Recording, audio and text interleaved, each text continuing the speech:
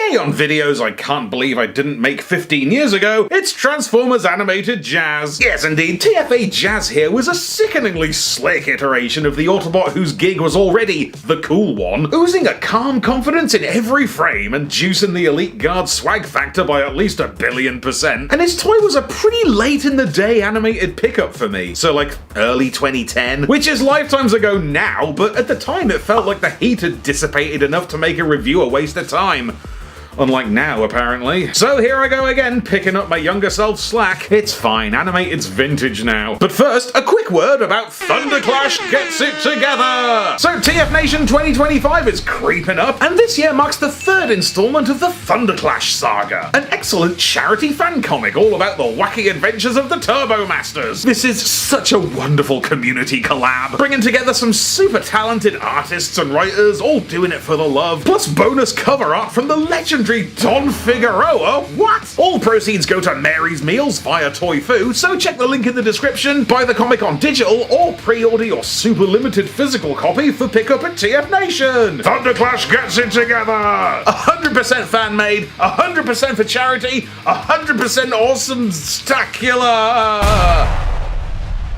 So Thew Jazz here is a perfect example of the animated update, paying maximum respect to the original beloved 80s robot design before thrusting it through the futurist filter of the then-now, tastefully embracing what it was that made Jazz Jazz, and heightening it with that singularly show-stopping Derek Wyatt dynamism that pulses with energy and vitality and, you know, animation. Wasn't just the name of the show, you know? These things live! Electric and alive, breathing with motion and sizzle. Because the animated treatment was so much more than just new toy of Guy. It's a full vibe overhaul. Like the timeless hood chest updated with gobbly headlights and bouncy rounded trim. His semi-humanized waist is rocking what looks like a skin-tight bodysuit. And his face is festooned with a relatively restrained chin and tidy beard. Plus headphones and a Kangol hat and a V-shaped visor for some G2 level light piping. But the clincher for me is how perfectly all these personal, intimate elements mesh with the more mechanical, transformery touches. Like the legs are mostly just colossal slabs of car, complete with entirely unhidden wheels, kneecap fender flaps, and tail lights just chilling on a shelf sorta near his knees. Why not? Check the brazen sci-fi ray gun wing mirrors and the exhausts there, like chunky statement bracelets. All of which leads me elegantly to the excellent animated weapons, which wisely sidestep the predictable route of just bunging everybody variations on a laser gun. Like Jazz is armed with these sweet functioning nunchucks, funchucks, which stash in his arm pockets and masquerade as mufflers. Brilliant. It is admittedly difficult to make them look cool. Like they're held together with real strings, so they do move, but action poses ain't happening. I guess there's something to be said for the realistic dangle. Nothing good, mind. Articulation is a problem. The legs do okay, with decent hips and thigh swivels and a modestly pointy toe. Love the weirdly high up hidden titty swivel, but the arms are way the hell back here, almost behind his armpits, languishing on a pretty limited ball joint that's more stubborn than his whole chest flip. And I see what they were going for with the naturalistic fingers, but the hands just look weird. Sorry. Plus his head only turns at very sharp and uncomfortable angles. Definitely undermines your man's Superfly Ninja rep when he can barely pop a move. Like, it's super frustrating that the actual motion of the guy can't match the implied energy of the design. And it's something that comes up constantly with the animated toys. They just weren't quite there with the posing, and people are very quick to jump on it when I give them any kind of praise. Thew, rose tint much? Animated was a long way from perfect. I didn't say they were perfect. I said they were interesting.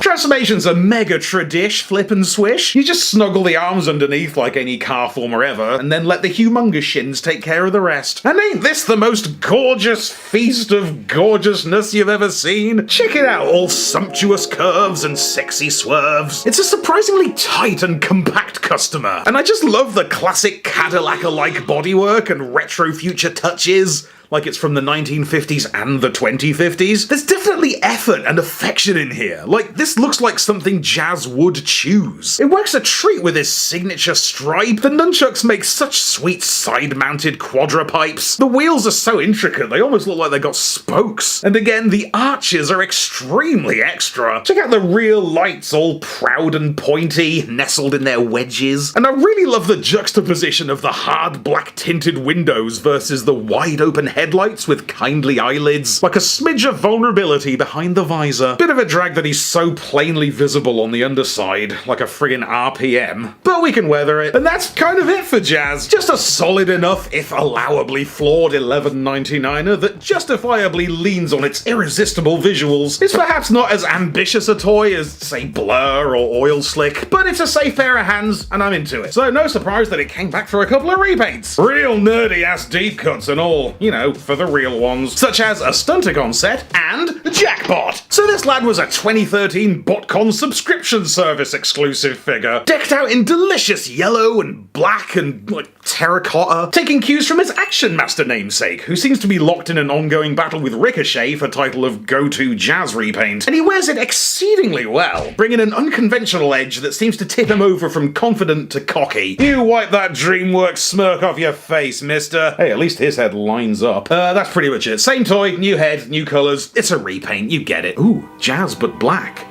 Black Jazz. Like that album by that band Shining. Like that movie with Scatman Crothers. Like that guy who voiced Jazz. What? But regular viewers may recall a story I kinda shared back in 2022 when I somehow catched a trip to California on Hasbro's dollar to present the PulseCon pre-show. Not that I ever bring it up. I can tell you now, nobody's gonna mind. So the partner production company kinda emailed me out the blue one day and said, "We've been considering you for a host, would you be our man in the London studio? You know, kick off the show, gas up the fans, and then hand it off to the stateside crew. Give it an international edge." So I said, yes, I'd love to, thank you very much. When you say London studio, do you mean the studio in London, or do you mean my house with a green screen? And they said, no, it's not actually in London, it's the London studio. You know, in Burbank. So I said, yes please, and off I went. I flew out, I did the show, I met some lovely people, I posed with that giant CG tarn on a green screen, I went to Griffith Park and the observatory, I watched the sun set over Los Angeles. It was one of my favourite things I've ever done. And also, by sheer unbelievable coincidence, I noticed a tweet from Kian Carlisle saying he'd been to a place called Blast from the Past in Burbank, which had just acquired an expansive load of Transformers from the family of a man named Derek Wyatt, who, for the uninitiated, basically created Transformers Animated. He was the art director, he came up with the whole art style, and he'd very recently passed away. Everybody was devastated, and I'd landed a week's work within a mile of where his collection ended up. So I had to do it. It felt weird, but off I went. I walked from my Airbnb through a California heatwave to unhurriedly perused a shockingly dope collection and walked away with a Transformers Animated toy that belonged to the man who created it. Plus this Windblade, which I will never ever open. This is Derek J. Wyatt's Transformers Animated Jackpot. And I feel a couple of ways about that. Is it morbid for me to brandish the belongings of a dead hero? Is this macabre, what I'm doing right now? I don't think so.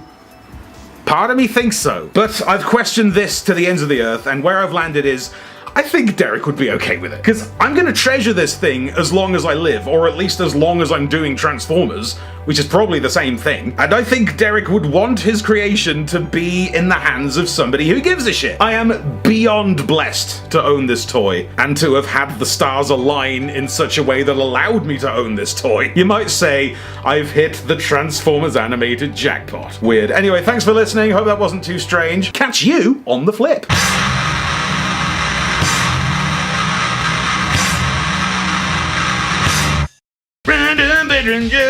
Bizarre. Back with the animated stuff far too late after the fact. That's how we do it. Listen, I'll get to the current stuff when it's not current anymore. Alright? That's how this works. Massive random patron shoutouts to a Spark in Matrix. And a huge thanks to everyone who supports me. Got you all in here. Laters! Be sure to subscribe for more Thew's awesome Transformers reviews. Limited appeal, keeping it real.